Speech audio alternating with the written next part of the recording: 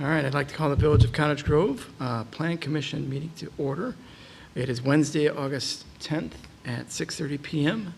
We are holding this meeting as a hybrid meeting, meaning we're in the Village Hall here, and a number of us are also on the Zoom. There's the Zoom link at the top of the agenda, as well as if one chooses, there's an audio call-in number and meeting ID associated with this meeting. We will do a roll call since we have some in the room and some on the phone. Lisa, can you handle that? And you're on mute.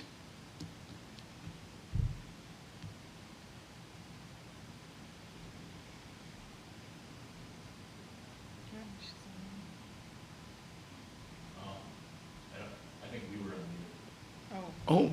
No, you were good. It looked like they had us, the room on mute. Oh, I'm sorry. The room on you, John, sorry. Lisa, can you do a roll call, please? Sure. Thank you. Williams, Present. Murphy, Present. Justison, Here. Joel, Fidel, Here. Brinkmeyer, Here. and Allen. All right, thank you, Lisa. We have a quorum and the agenda was properly posted, and we'll start with the Pledge of Allegiance. I pledge allegiance to the flag of the United States of America and to the republic for which it stands, one nation, under God, indivisible, with liberty and justice for all.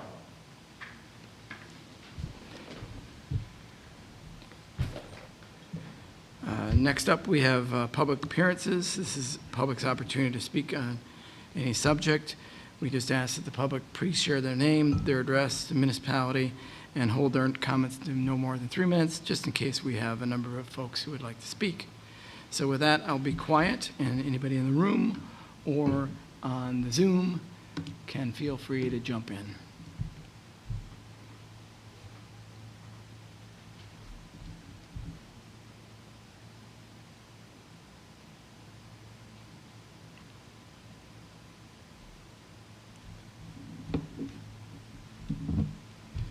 All right, next up is to discuss and consider the meeting minutes from the Plan Commission meeting held on July 13th.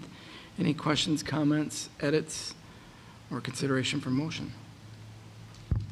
This is Heidi. Go ahead, Troy. I'll second that. All right, thank you, Troy, and thank you, Heidi. Any further discussion? Having heard none then, all those in favor? Aye. Anybody opposed? Anybody abstain? Motion carries. Next up, we'll discuss and consider an application from Alcevia for approval of a site plan amendment to add a new LP tank at 2580 Coffeetown Road. Are you here to share thoughts on that, or just here to? Okay. Any questions or thoughts?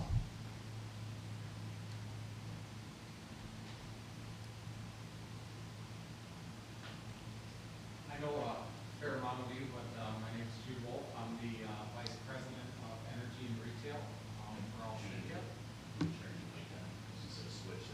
It's on the top of it. Yeah, that way they can hear you. We can hear you. Better? Yes. All right, sorry about that. So yeah, just here to answer any questions. I can certainly give you a little overview of the project that we're proposing here. You know, one of the challenges within our business with energy is supply and demand things. As we continue to grow as a company, we want to continue to expand our capabilities. Certainly this project here in Cottage Grove, we've been doing this in a lot of different municipalities. Currently, our goal is to try and get a 10-day supply. With this project, gives us about 1.9 million gallons capacity with the addition of this 30,000 gallon tank. So pretty straightforward project. If you've seen the current site, we've got two 30,000 gallon tanks on location now. Those tanks have been placed there since the early 2000s is when the 2 tanks were moved to that site or that location. Since then, we did add a concrete pad at one point. We added that so we could grease and basically maintain some trucks. We no longer do that at that site.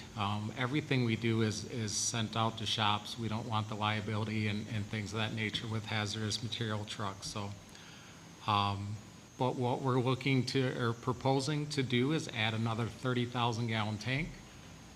This vessel would sit in the middle of the current 2 that are on location.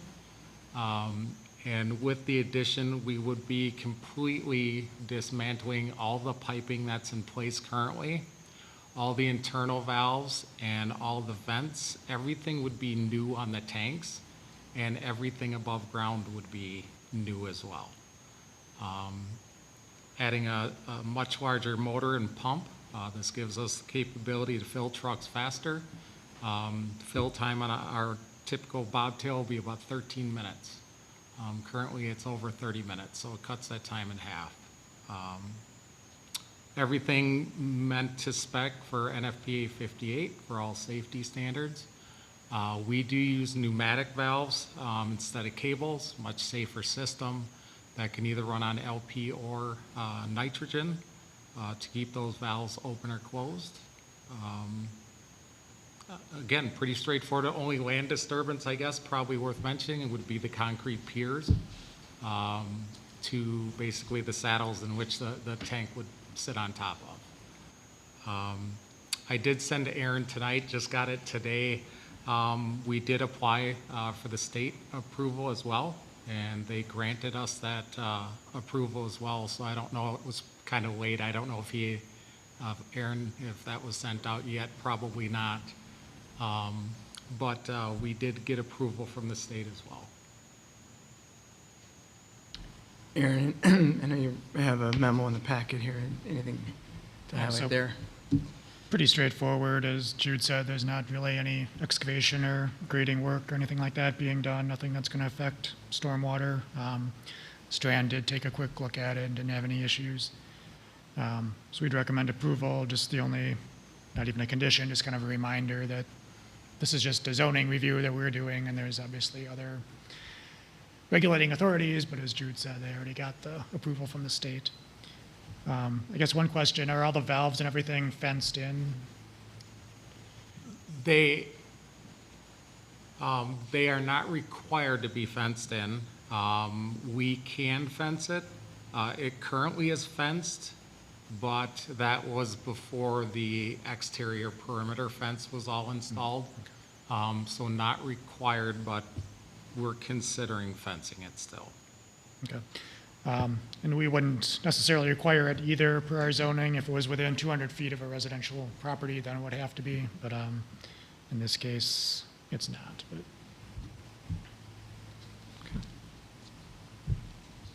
Any questions from commission members?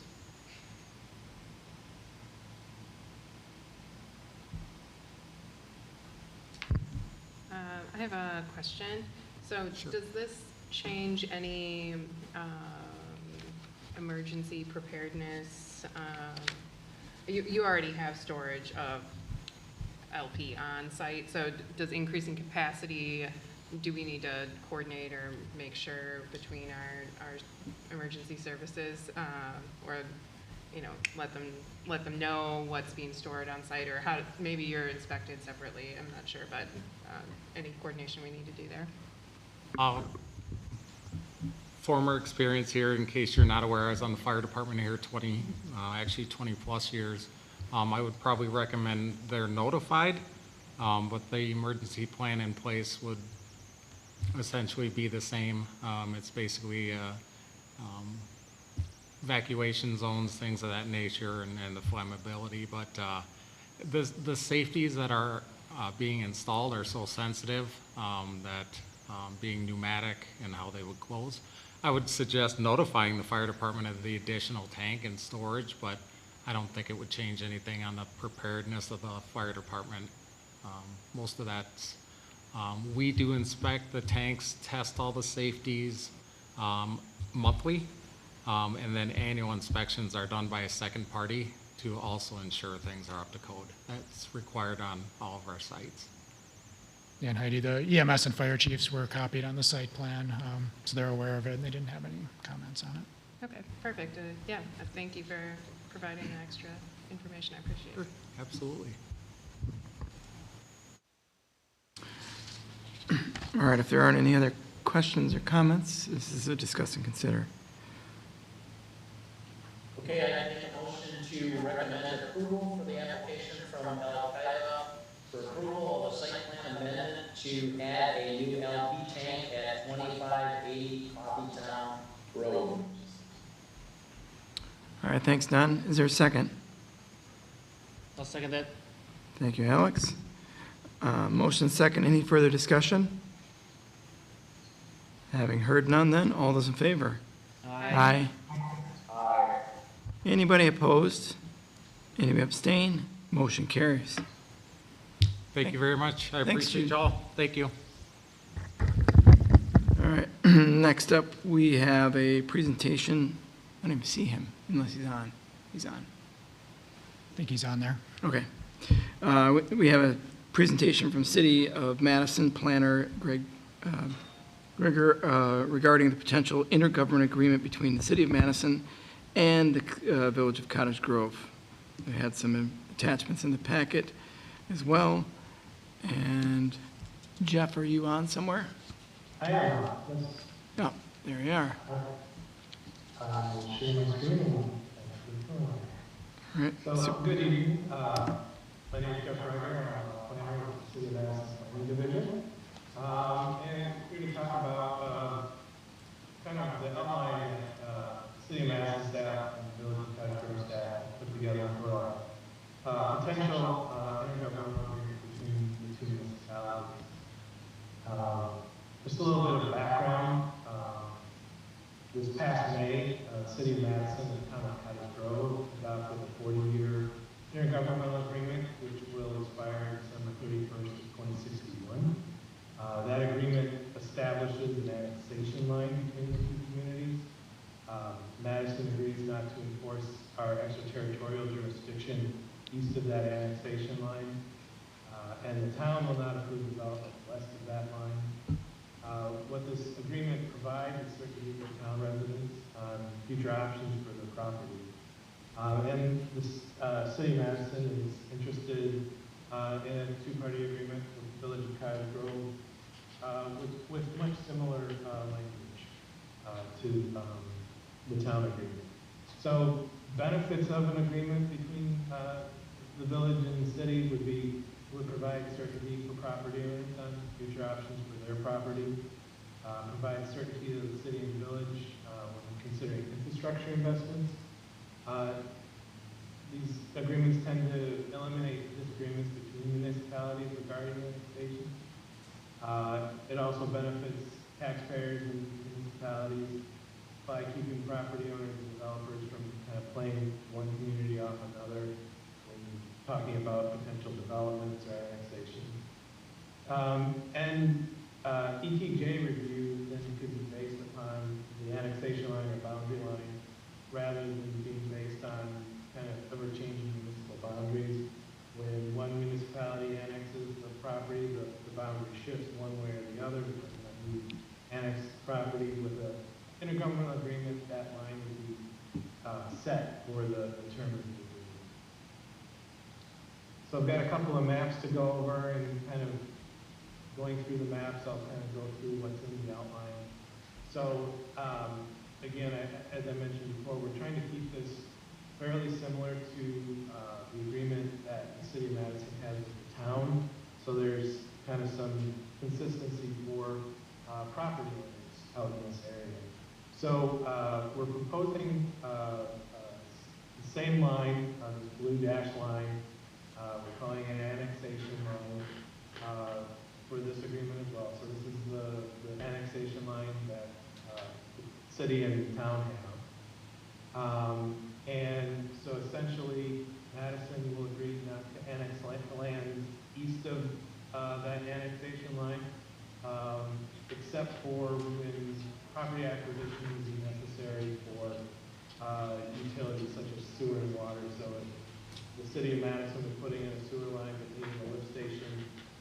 east of that annexation line, that would be allowed to purchase a piece of property to put in a lift station for, say, sewer.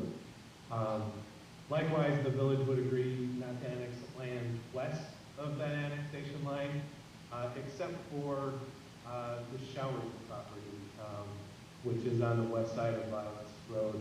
I think both the city of Madison and the village of Cottage Grove agree that it would be best to potentially keep the Showers property in one municipality versus splitting it into two.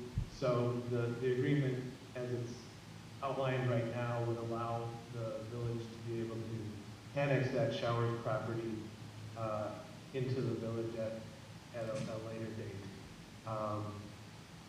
If that would, if development were to occur on that property. As I mentioned before, the annexation line, the blue dash line, would essentially become the ETJ line, or extraterritorial jurisdiction line, for both the village and the city of Madison, instead of varying back and forth depending on annexations of land by either municipality. And so that would become the ETJ line for the term of the agreement. We have this purple area on here, we're calling it Area B. Essentially what that is the city of Madison's long-term growth area in our comprehensive plan. All it is saying, signaling that the city of Madison has long-term growth potential out in that area, and we're just signaling that that's in our comp plan, but not restricting anything going on there, and likely, I don't know that it necessarily affects this agreement with the village of Cottage Grove, but again, to be consistent with the town agreement, we kept that in for now, and we can have discussions on that. Community separation area, that's this yellow hatched area.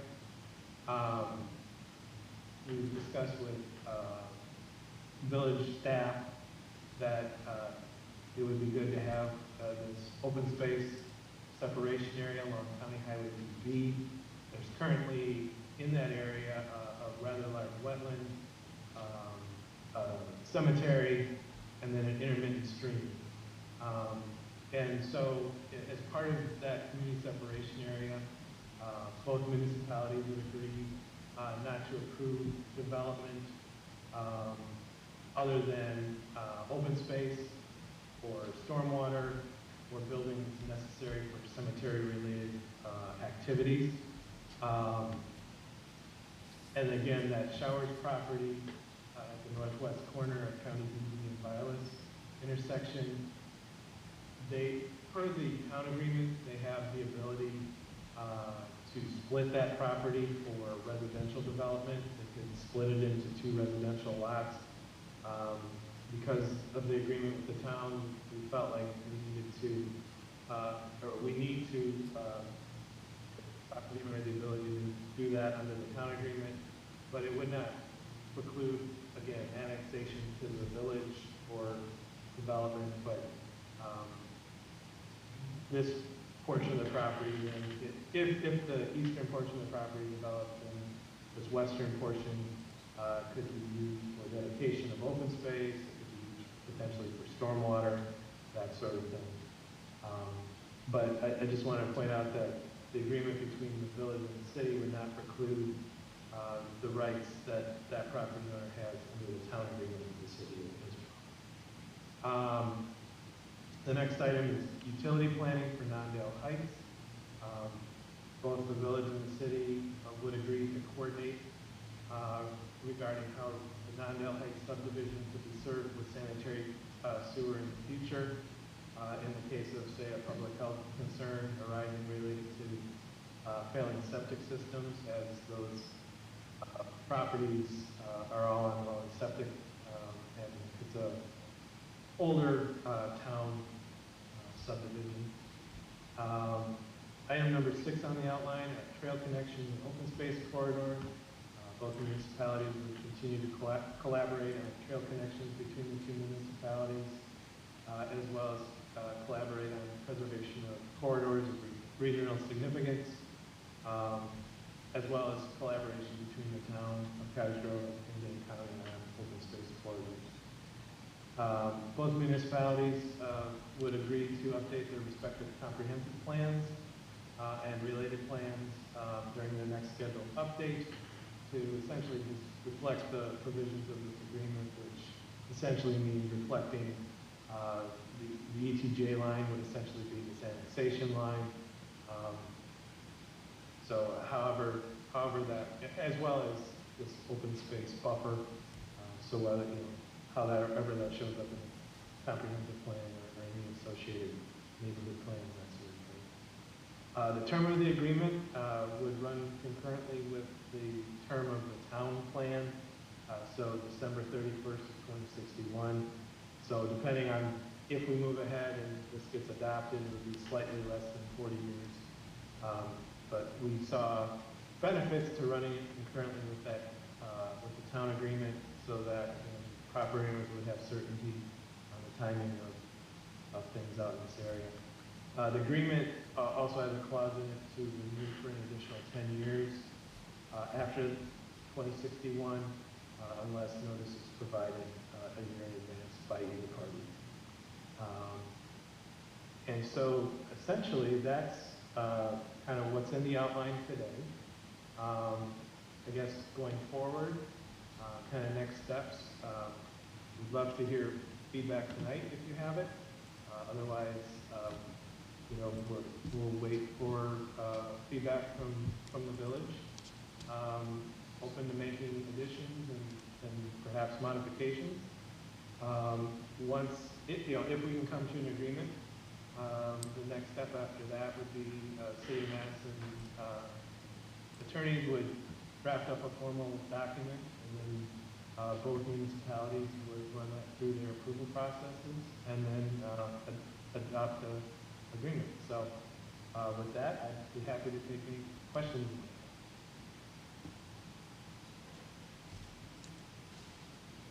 All right, thanks, Jeff. I guess I'll start with my first question and then see when the other commissioners want. So there is a plan there on Highway BB, County BB, to have a green space area. It's only on one side of BB, though, is what I'm seeing here. And would there be any way of adding it to the other side of BB so you actually get a true green space between the two communities? So kind of in this area? Yeah, or even half that or whatever. So you truly get a along the highway there, which it won't be a highway after too long if it's all developed. It'll be slower than that. But on the other side of the green space or the cemetery right now, could there be also a buffer zone there? I think we could consider that. It is would be prime development land if that were to come to the city of Madison. So we'd have to, I guess, evaluate that aspect of it. There's some existing town, if there's some existing town property, single family along County BB and the golf course. So I guess what I would say is we'd be open to evaluating that to see if we could make that work. Part of the reason why we're showing it up on the northern part is it's going to be pretty hard to redevelop a cemetery. You're not going to be able to develop the large wetland. You've got an intermittent stream which kind of, it makes it very difficult to develop a rear portion of the Showers property. So these properties or areas of property made much more sense to preserve in permanent open space. But again, we can take that and take a look at it and see if it would make sense as far as on the Madison side. Yeah, because to me, having it only on one side doesn't make a lot of sense. I mean, you're not providing any buffer. Then it's just one view of your one window, and the other window is whatever was put on that side. Mm-hmm. So it would also provide a buffer for those town residents right there as well. Just my thoughts. Sure. Other comments, questions from commission members? I agree with you on that, John. I was gonna bring that up as well. Thanks, Don.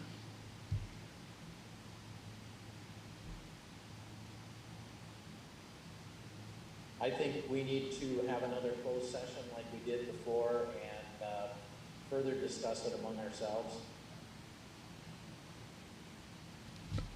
Okay. Question, comment? I actually was wondering if Chair Hampton had any comments on, since you're here, if there were, can I ask, if you had any comments you wanted to share, since we're, okay, I just wanted to check in, thank you.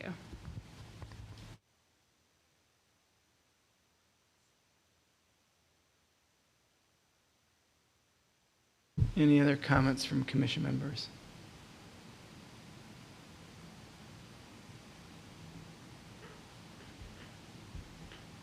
I guess I would prefer to you as well, President Williams, about the separation area.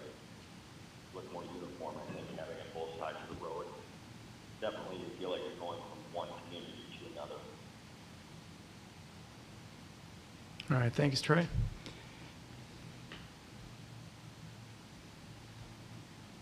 Could I ask a follow-up question on that open space?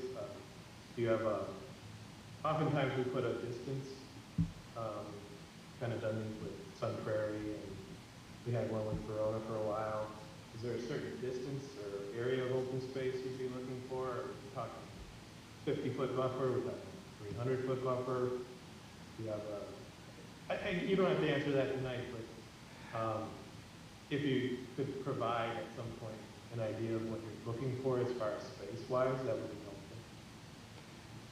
I mean, it would be nice if it was complementary to the cemetery, but that's probably more than the city probably wants to provide. But again, aesthetically, at least from my vantage point, but I don't know how much space that is, and if that's too much space.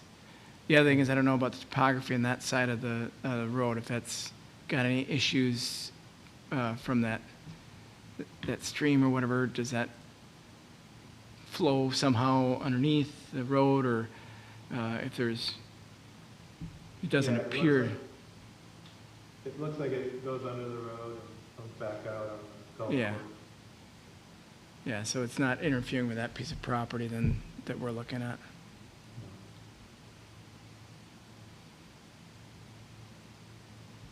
Something to think about. I don't know if others have an opinion on this, the width.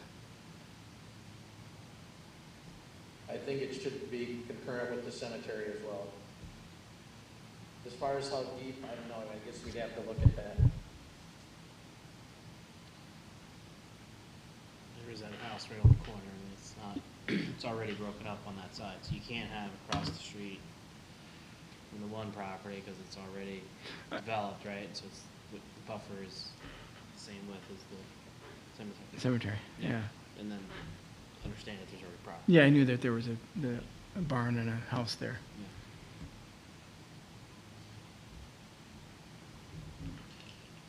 Any other questions, Jeff, for us?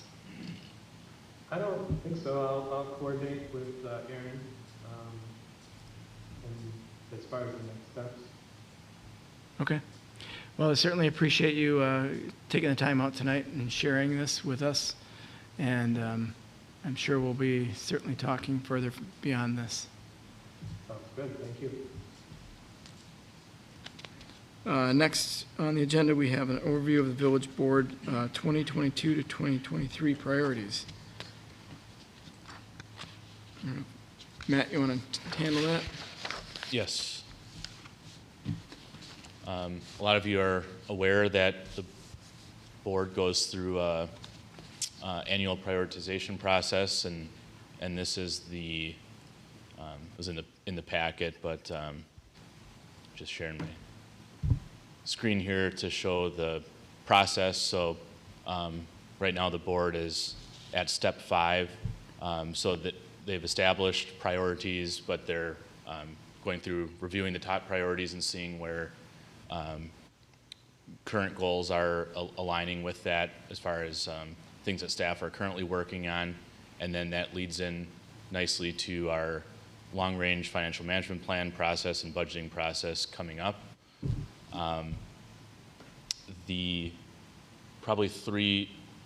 There's primarily 3 priorities in the top 10 that I think are of particular interest to the Plan Commission, that being transportation and multi-use paths at number 6, housing at number 7, and economic and community development at number 9. And the best way to get an idea of what the board is thinking about each of those items is to look at the corresponding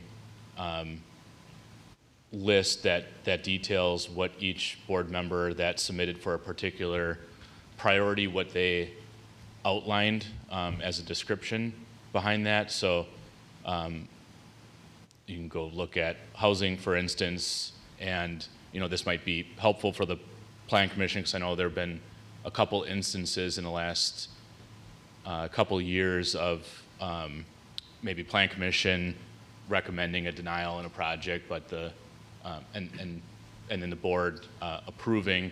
But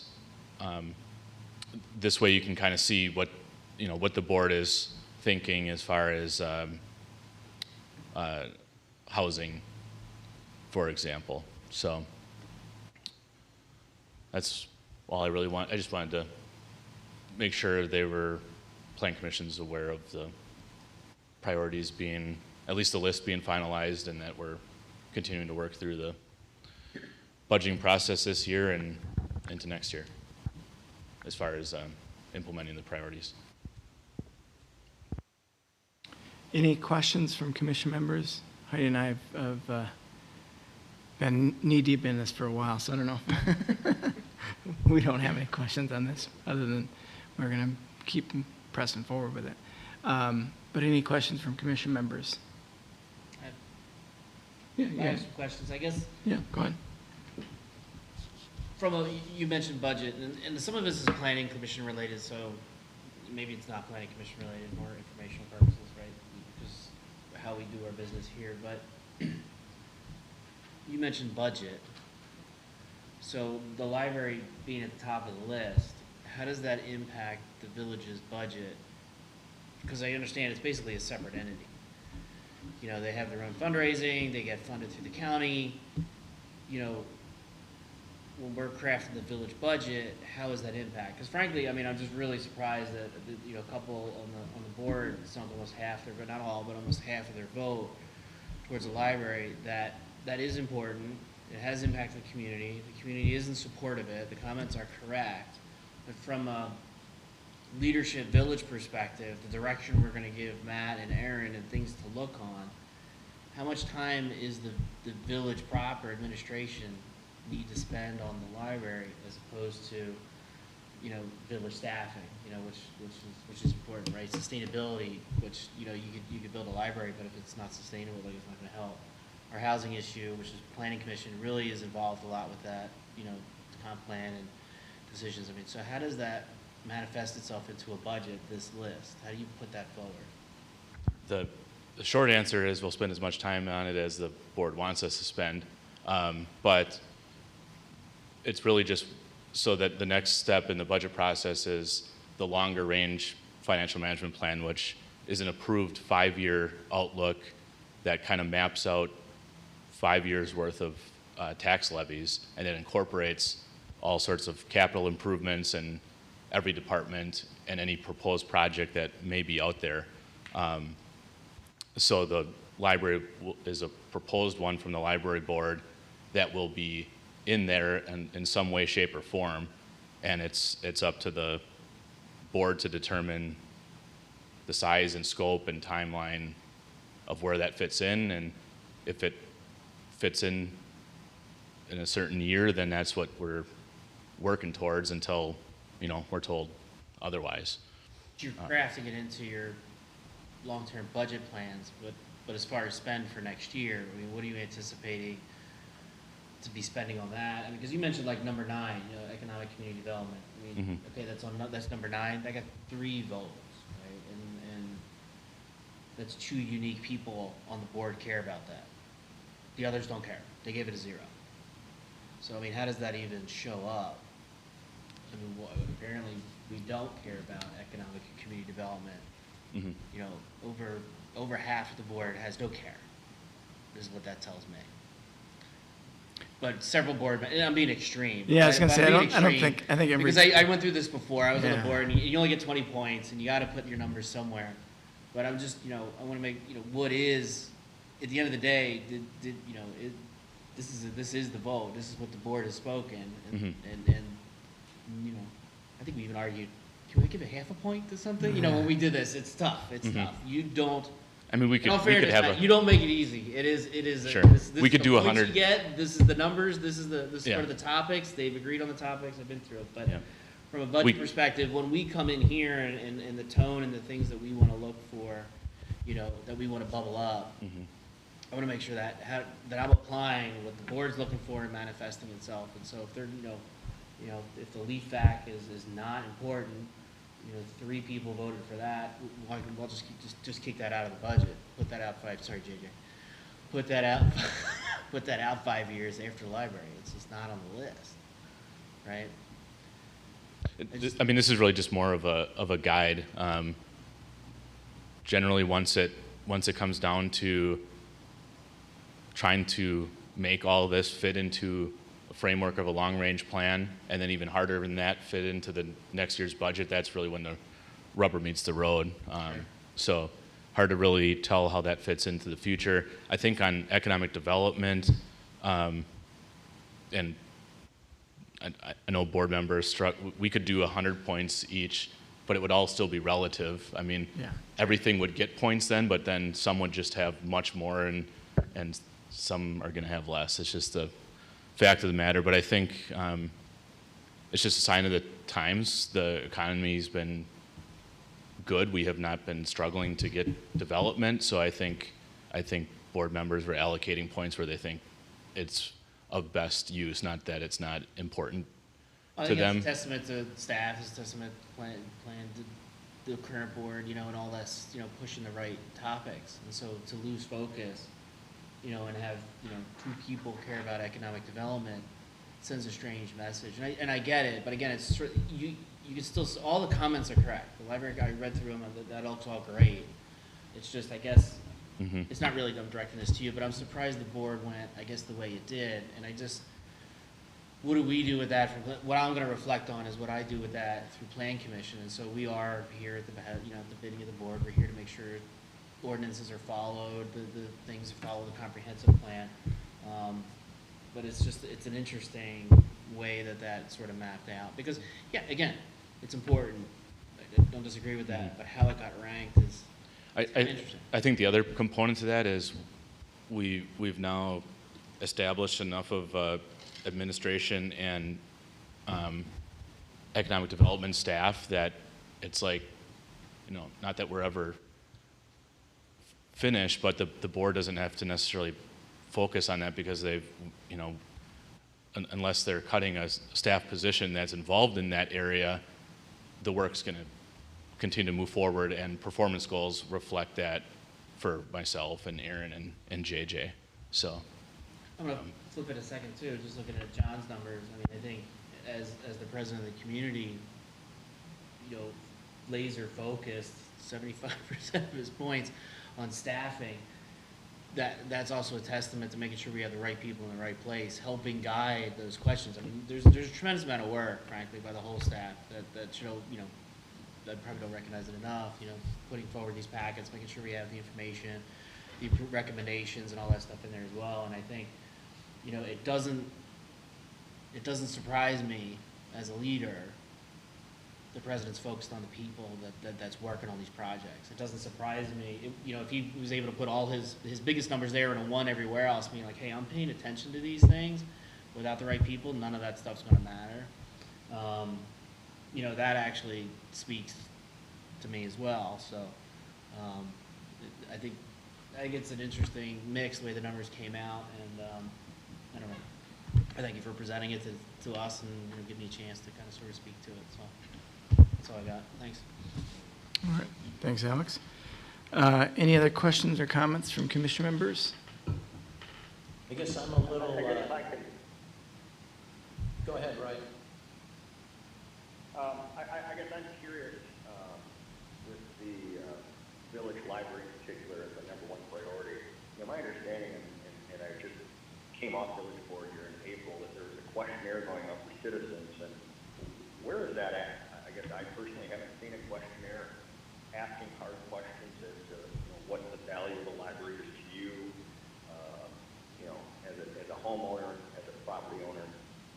So where is that at in the process that the library ends up #1, and yet I know a couple neighbors, I've asked them about it, they haven't seen a questionnaire either. Yeah, so the questionnaire was related to fundraising focused, the current one, Troy. I don't think there's been one yet to really ask the question specifically about, I think you said funding and stuff of that sort, but it's more about raising funds and, you know, because that's a large component of any library is, you know, raising capital for the actual library and some other things, and even some communities have some for offset some of the operating stuff. So that's what that one was really for. It's with a consultant through the library board currently, and I think she's going to report in the next few weeks, I believe. Yeah, you know, JJ. Yeah, she's going to give a report to the library board at the next meeting. In a week, 2 weeks. So Troy, if you want to stick around for another meeting, that would be a good one to join in on. So is there an A-list, B-list, A-list people got questionnaires, B-list didn't? How did that work? Who got questionnaires? That's a great question for the consultant. I don't know.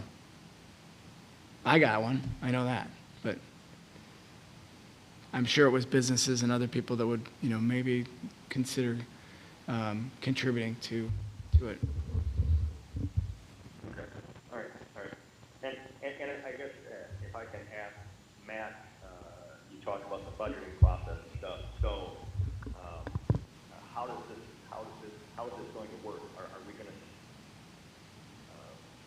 to ask our citizens their interest in a library and the value of that library to them first, or are we going to spend village funds to do engineering and planning for a library that we're not sure if people want? How does that work? I think we have to first find, the board's holding a special meeting with the library board and the budget review committee to try to figure out from a high level cost perspective, operationally and for capital as to when is the proposal, where would it actually land, you know, what year, what cost, all those kind of things. And depending on that decision, if the timeline is soon, then, you know, I think the board will want to have discussions as to how to engage residents on that. If it, you know, if it's much further out, then it's a, you know, whole other timeline. So we should know more. That meeting is September 26th. So by early October, I would say we'd have a pretty good idea of where this fits in the short term, long term, or anywhere in between. I guess one last question, and then I will shut my mouth here. But at what juncture will there be a referendum for the citizens to decide what they want to do?